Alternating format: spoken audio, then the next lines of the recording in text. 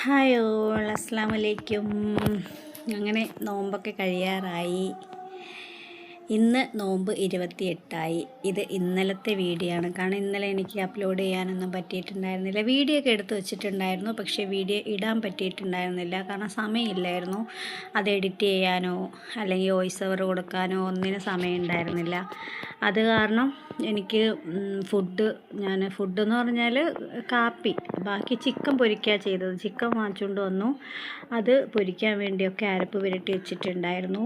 പിന്നെ ഉരട്ടി പുറത്തുനിന്നാണ് മേടിച്ചിട്ടുണ്ടായിരുന്നത്. ജ്യൂസ് വീട്ടിൽ ഉണ്ടാക്കി. പിന്നെ ബാക്കിയുള്ള അല്ലറ ചില്ലറ കാര്യങ്ങളൊക്കെ പുറത്തുനിന്ന് മേടിച്ചിട്ടുണ്ടായിരുന്നു. കാരണം നോമ്പ് തുറ കഴിഞ്ഞ ഉടനെ എനിക്ക് പുറത്ത് പോകണമായിരുന്നു. അപ്പോൾ അതുകൊണ്ട് തന്നെ കാപ്പിയും കൂടെ ഉണ്ടാക്കിക്കൊണ്ട് നിന്ന് കഴിഞ്ഞാൽ ഒത്തിരി ലേറ്റാവും. അത് കാരണം കാപ്പി പുറത്തുനിന്ന് മേടിച്ചു. പിന്നെ അത് കഴിഞ്ഞതിന് ശേഷം, കാരണം എനിക്ക് ഉമ്മാക്കും വാപ്പാക്കൊന്നും ഡ്രസ്സൊന്നും കൊടുത്തിട്ടുണ്ടായിരുന്നില്ല, എടുത്തു വെച്ചിട്ടുണ്ടായിരുന്നു, അവിടെ കൊടുത്തിട്ടുണ്ടായിരുന്നില്ല. അപ്പോൾ എനിക്ക് അതിന് വേണ്ടിയിട്ടൊക്കെ കുറച്ച് പോകണമായിരുന്നു പുറത്തോട്ട്. അത് കഴിഞ്ഞതിന് ശേഷം, നോമ്പ് തുറ കഴിഞ്ഞതിന് ശേഷം ഞാൻ പുറത്താണ് പോയിട്ടുണ്ടായിരുന്നത്. പിന്നെ പുറത്ത് പോയി കഴിഞ്ഞാൽ എപ്പോഴും പറയാറുണ്ട്, നിന്നെ പുറത്ത് പോയി കഴിഞ്ഞാൽ നിനക്ക് ചായ വേണം. ഫിൽറ്റർ കോഫി കണ്ടു കഴിഞ്ഞാൽ എപ്പോഴും ചായ കുടിക്കണം. എനിക്ക് ഭയങ്കര ഇഷ്ടമാണ് ഈ ഫിൽറ്റർ കോഫി. മറ്റേ കോഫിയേക്കാൾ എനിക്ക് കൂടുതൽ ഫിൽറ്റർ കോഫി ഭയങ്കര ഇഷ്ടമാണ്. അങ്ങനെ അതും കുടിച്ചിട്ട് നേരെ പോയിട്ടുണ്ടായിരുന്നത് ഉമ്മാടെയും വാപ്പാടെയും ഡ്രസ്സൊക്കെ എടുത്ത് വെച്ചത് കൊടുക്കാനായിരുന്നു. അപ്പോൾ അതിന് മുന്നേ തന്നെ അവർക്ക് നോമ്പ് തുറക്കാൻ വേണ്ടിയിട്ട് എന്തെങ്കിലുമൊക്കെ ചെറിയ രീതിയിൽ ഫ്രൂട്ട്സ് വാങ്ങണമായിരുന്നു. അങ്ങനെ ഫ്രൂട്ട്സൊക്കെ വാങ്ങിച്ച് നേരെ വീട്ടിൽ പോയിട്ടുണ്ടായിരുന്നു.